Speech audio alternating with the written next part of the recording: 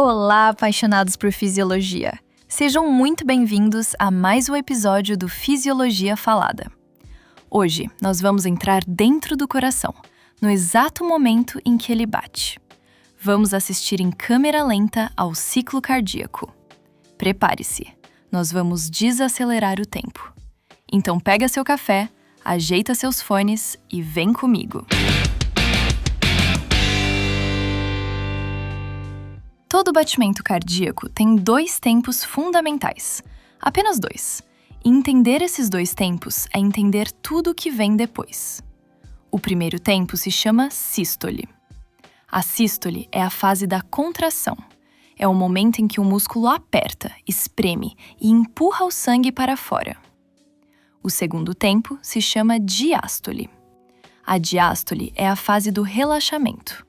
É o momento em que o músculo afrouxa, descansa e permite que o coração se encha de sangue novamente. Contrair e relaxar. Apertar e encher. Sístole e diástole.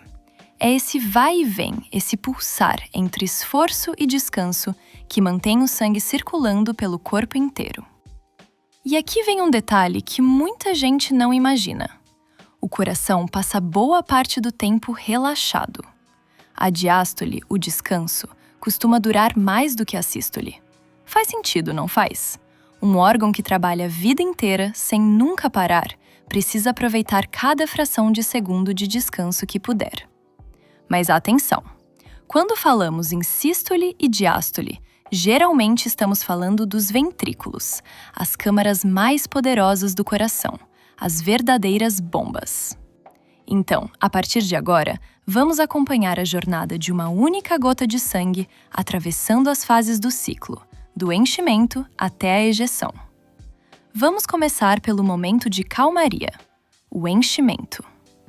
Neste momento, os ventrículos estão como duas câmaras vazias, prontas para receber sangue. E o sangue vem chegando, vindo dos átrios, as câmaras de cima. As válvulas que separam os átrios dos ventrículos estão abertas. E o sangue simplesmente escorre para baixo, passivamente, pela força da gravidade e pela diferença de pressão. Não há esforço aqui. É um enchimento tranquilo, silencioso, natural. A maior parte do enchimento acontece assim, de forma passiva, sem que o coração precise fazer quase nada. Mas bem no finalzinho da diástole acontece um detalhe importante.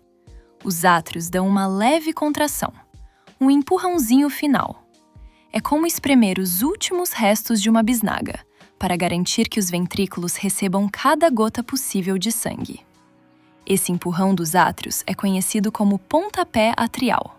Ele completa o enchimento. E quando esse enchimento termina, os ventrículos alcançam o seu volume máximo de sangue.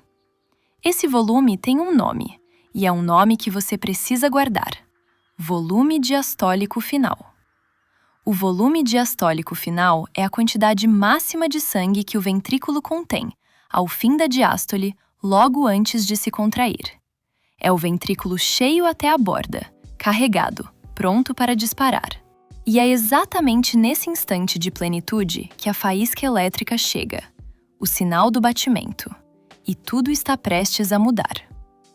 O impulso elétrico varre os ventrículos e o músculo começa a se contrair. A sístole começou. A pressão dentro dos ventrículos sobe rapidamente. E aqui acontece a primeira consequência importante.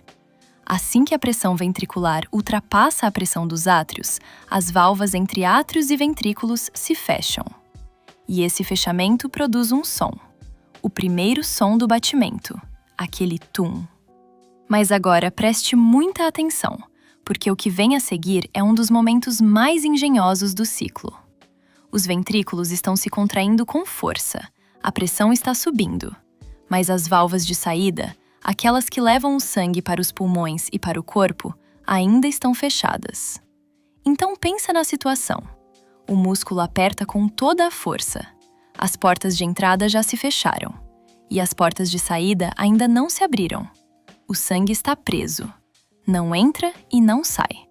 O ventrículo está completamente selado, apertando um volume de sangue que não tem para onde ir. O volume não muda, mas a pressão dispara. É por isso que essa fase se chama contração isovolumétrica. Iso significa igual. Volumétrica se refere ao volume, ou seja, contração com volume igual, volume constante. É um momento de tensão máxima. É como uma represa lotada, com as comportas ainda fechadas, e a pressão crescendo, crescendo, crescendo, até que se torna forte demais para ser contida. E então, as válvulas se abrem.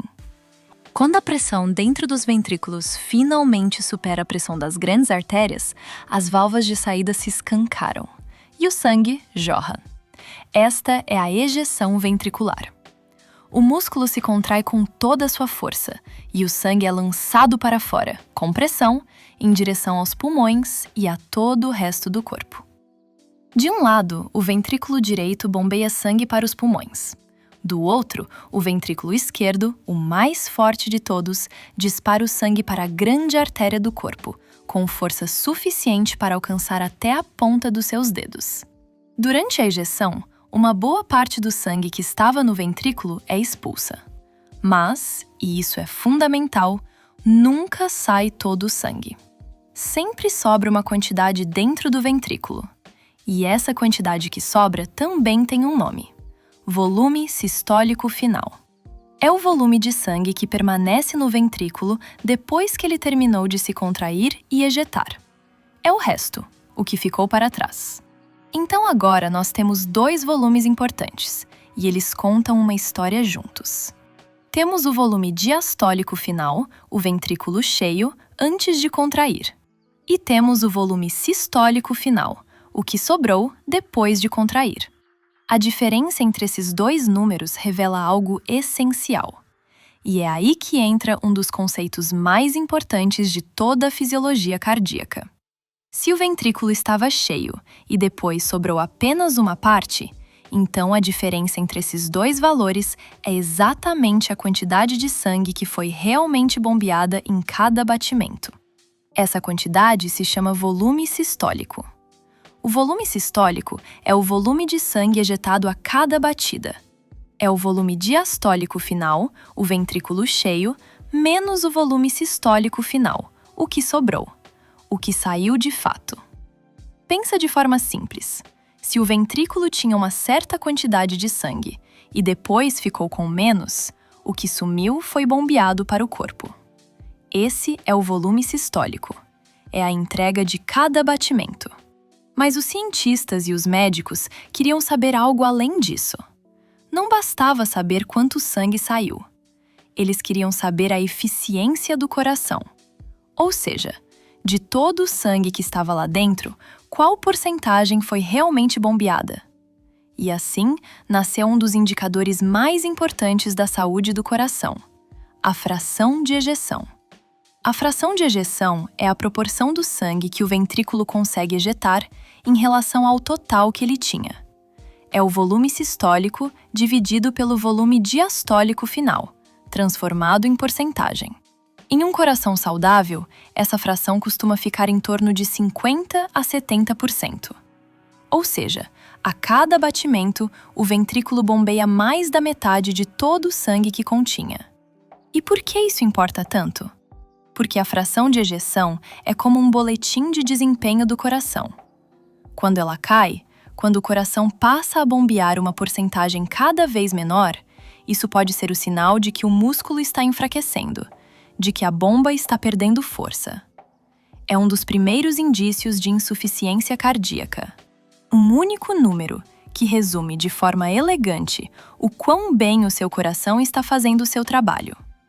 Logo que a ejeção termina e o ventrículo expulsa o sangue que tinha para expulsar, o músculo cardíaco começa a relaxar. A pressão lá dentro, que estava altíssima, começa a despencar. E assim que a pressão ventricular cai abaixo da pressão das grandes artérias, as válvulas de saída se fecham. Elas se fecham para impedir que o sangue que já foi bombeado volte para trás. E esse fechamento produz o segundo som do batimento, aquele tá. Agora repare na simetria perfeita com o que vimos antes. Neste momento, as válvulas de saída acabaram de se fechar. Mas as válvulas de entrada, aquelas que trazem sangue dos átrios, ainda não se abriram. Novamente, o ventrículo está selado. Todas as portas fechadas. O músculo relaxando, a pressão caindo, mas o volume de sangue lá dentro permanece constante. Por isso, essa fase se chama relaxamento isovolumétrico. Relaxamento com volume constante. É o espelho da contração isovolumétrica, só que agora ao contrário. Antes, o músculo se contraía com as válvulas fechadas. Agora, ele relaxa com as válvulas fechadas. E a pressão continua caindo, caindo, caindo. Até que fica tão baixa, mais baixa que a dos átrios, que as válvulas de entrada finalmente se abrem. E quando elas se abrem, o sangue volta a escorrer para dentro do ventrículo. O enchimento recomeça. E o ciclo se fecha, para começar de novo. Agora volte àquele som do início. Tum-tá. Você já sabe de onde ele vem. Aquele som é a trilha sonora do ciclo cardíaco. E os médicos dão a ele um nome: bulhas cardíacas. A primeira bulha, o tum, é grave e mais longa. Ela nasce do fechamento das válvulas entre os átrios e os ventrículos, lá no comecinho da sístole, quando o coração começa a se contrair. A segunda bulha, o tá, é mais curta e mais aguda. Ela nasce do fechamento das válvulas de saída, no fim da sístole, quando o coração começa a relaxar. Tum, o início da contração. Tá, o início do relaxamento. Juntos, eles marcam o compasso do batimento. Portanto, os sons do coração não vêm do músculo se contraindo. Eles vêm das válvulas se fechando. Por isso, quando o médico encosta o estetoscópio no seu peito, ele não está apenas ouvindo um barulho.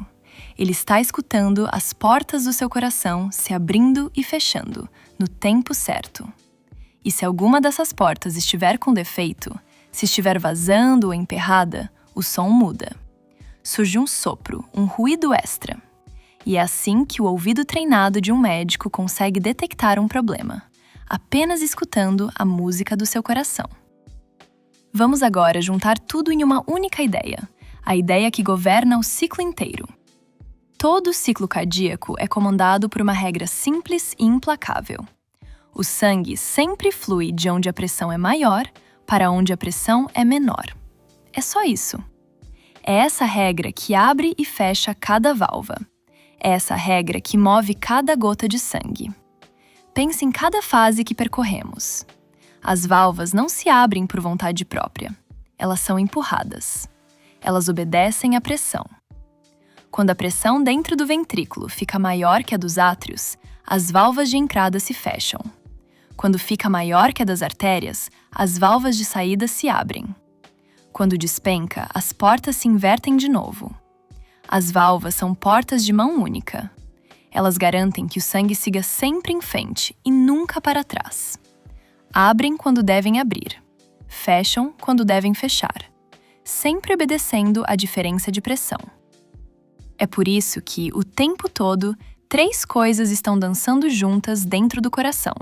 A pressão, que sobe e desce, o volume, que se enche e se esvazia, e o fluxo, o sangue que entra e sai. Os 3 entrelaçados, contando a mesma história a cada batimento. Pressão que muda, volume que responde, fluxo que acontece. Essa é a mecânica do coração. E agora, o momento de amarrar toda a série até aqui. No episódio anterior, nós vimos a faísca, a eletricidade que nasce no coração e se espalha por ele. Hoje, nós vimos o que essa faísca provoca: a força, o movimento, a bomba em ação. E a ordem é sempre sagrada. Primeiro vem o sinal elétrico. Esse sinal libera o cálcio dentro das células. O cálcio dispara a contração do músculo. A contração gera pressão. A pressão move as válvulas. E as válvulas direcionam o fluxo do sangue. Eletricidade, depois química, depois força, depois movimento. A faísca acende o motor. O motor gera a pressão. A pressão empurra o sangue. O sangue mantém você vivo. Cada batimento que você sente é o resultado dessa cascata perfeita, que se repete incansável, do seu primeiro ao seu último dia. Então vamos recapitular a jornada de hoje. O ciclo cardíaco tem 2 grandes tempos: a sístole, a contração, e a diástole, o relaxamento. Acompanhamos a gota de sangue pelas fases. Primeiro, o enchimento ventricular, quando o ventrículo se enche até atingir o volume diastólico final. Depois, a contração isovolumétrica, quando a pressão dispara com todas as portas fechadas. Em seguida, a ejeção ventricular, quando o sangue jorra para o corpo, deixando para trás o volume sistólico final. E por fim, o relaxamento isovolumétrico, quando o músculo alivia e se prepara para encher de novo. Aprendemos que a diferença entre o ventrículo cheio e o que sobra é o volume sistólico, o sangue de cada batimento, e que a porcentagem bombeada é a fração de ejeção, o boletim de desempenho do coração. Descobrimos que o tum-tá que ouvimos são as bulhas cardíacas, o som das válvulas se fechando. E entendemos a regra que rege tudo. O sangue flui da maior para a menor pressão, e as válvulas obedecem, abrindo e fechando na hora exata. Pense nisso agora. Enquanto você ouve estas palavras, seu coração acaba de completar este ciclo inteiro. Encheu, contraiu, ejetou, relaxou. E já está começando de novo. E de novo. E de novo. Uma coreografia perfeita, que você nunca precisou aprender e que nunca vai esquecer de executar. No próximo episódio, nós vamos seguir essa gota de sangue para fora do coração. Vamos explorar as estradas por onde ela viaja, as artérias, as veias e os vasos que levam a vida a cada canto do seu corpo. Vamos entender a pressão arterial e por que ela importa tanto. Muito obrigado por sua companhia e até o próximo episódio do Fisiologia Falada. Tchau!